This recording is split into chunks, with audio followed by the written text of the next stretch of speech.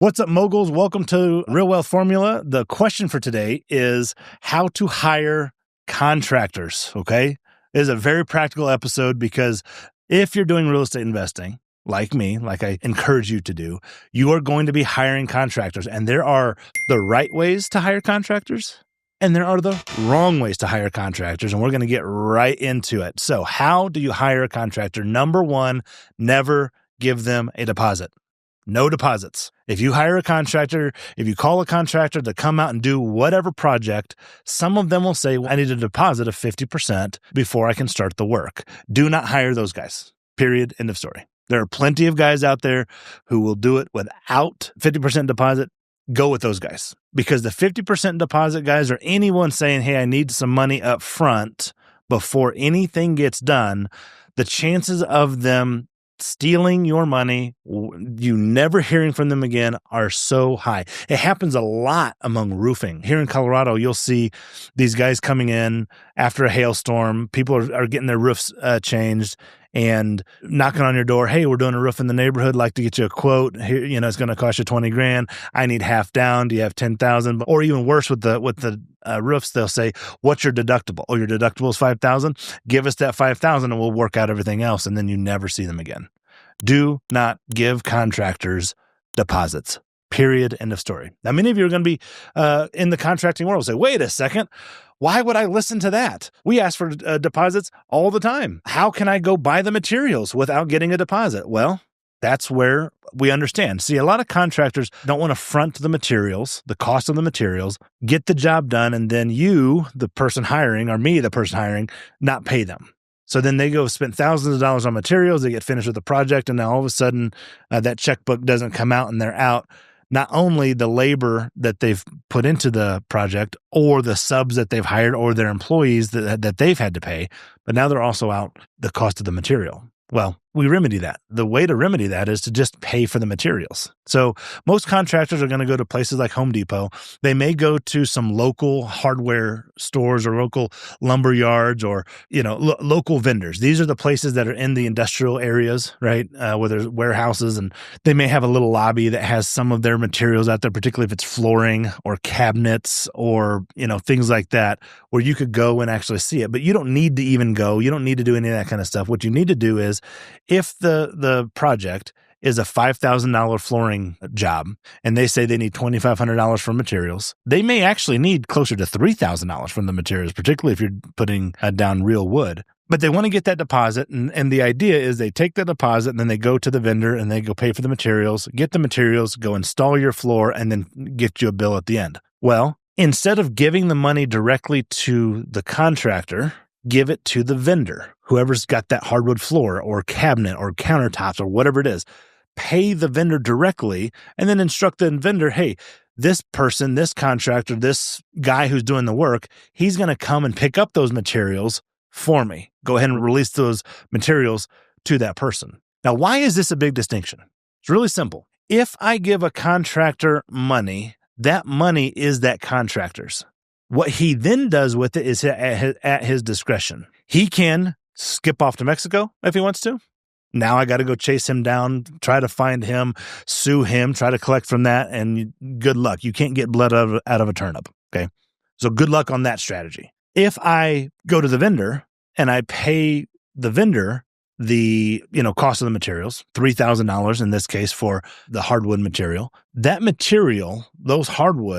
hardwood is mine. It's not the contractor's, okay? So if he then, which has happened, take those materials and do another job with them, doesn't come to my house, tries to return them, he has now stolen from me, right? Because those are my materials, that he stole my materials. And it's really easy when you deal with the police. Hey, I bought these materials from Home Depot. He's in possession of these materials at his house, not at my property. He stole them. He doesn't work for me anymore. Because he got fired, right? Sometime a situation. Then I just tell the police this man stole my materials. They can prove it and they can put him in jail. That has happened many times for us. Not many times, half a dozen times, I would say. We do millions and millions of dollars worth of rehab every single year worth of construction. A lot of my expenses are in materials. But a friend of mine, and I'll tell you my story, I'll tell you his story, he was putting in a pool. This here in West Arvada, here in Colorado, putting in a pool. They say the pool's going to cost $100,000. This guy gives them $50,000, never sees from him again. Doesn't even dig the hole, just vanishes. Apparently, this guy had done this exact tool scheme to several other people, left with over $250,000, scooted off to Mexico. Couldn't find the guy. Everyone is out. And that's by not following this one rule about how to hire contractors, is to never give them a deposit. We also, when you're hiring contractors, you don't pay for incomplete work. So in this case, with the $5,000 flooring job, $3,000 of it is going to be the materials. I bought the materials. He picked up the materials. He brought it to the house. He started doing one room, but he didn't finish the whole thing. Do not pay for incomplete work. Why? Because a contractor only cares about his next paycheck. Once you pay him, you'll never see him again. That's the mentality that you got to have to hire the right kind of contractors. And many of you are like, wait a second, I deal with these really reputable companies who have a Better Business Bureau rating, and they have a wrapped truck, and they have khaki pants, and they have, guarantees, and they have websites, and they're sponsoring all those kind of things. That's all great. You're paying 2 or 3 times more than what it ought to cost for all those guarantees and all that kind of stuff. If what you're looking for is to pay for those guarantees, wonderful. Go with those wrap trucks, khaki pants, a collared, logo type people. Those are not the people that we hire. And a little secret in the construction world, those wrap truck, khaki pants, logoed website type guys, they hire the same guys that we hire. Just the good guys who know who don't want to run a business. They don't want to spin up a website. They don't want to get a logo. They don't want to do the sales and marketing and all that kind of stuff. They just want to go out and do the work. They just want to lay the floor. They just want to paint the house.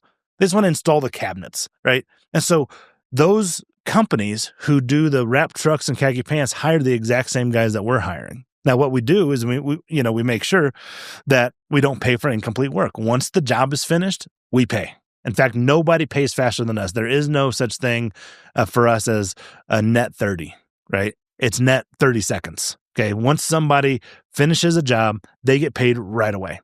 In fact, we get their ACH information before we even hire them. We set up that ACH. If they get the work done Tuesday at 3:00, we're setting it up so that it's dropping in their bank account Wednesday morning once the job is done. If the job is not completely done, we don't pay anything. So they get to choose.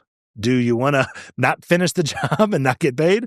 Or do you want to finish the job and get paid quickly? Because I will tell you many times as you're hiring contractors, that a contractor will get to that last yard, and that last yard is the hardest yard. Like, you didn't put the switch covers back on the wall.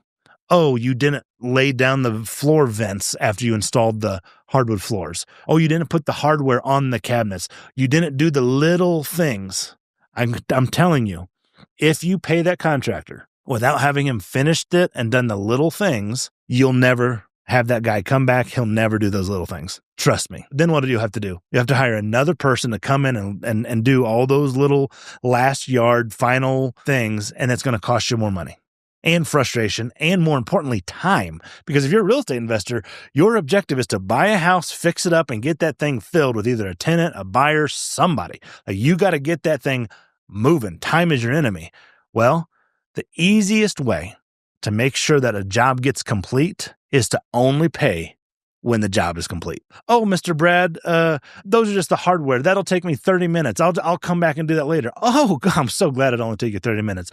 Once you get that 30 minutes done, then I'll get you a check. Making sure that we're all on the same page. But then once they do finish it, man, I pay them so fast. They're not having to wait for a check. This is why I have the best construction crews in the business, because we have an understanding. You just want to do work. I just want to pay you for that work, and then I'm going to get you on the next job site, and then the next one, and the next one. The guys that work with me make millions of dollars without having to do any sales, marketing, no wrap trucks, no nothing.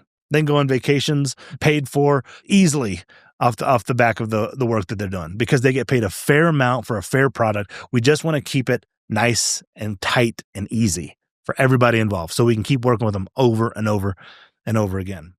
Thanks for watching. Hit the subscribe button right now. You don't want to miss the next episode. Every week, we drop practical money strategies and real stories that'll change the way you think about wealth.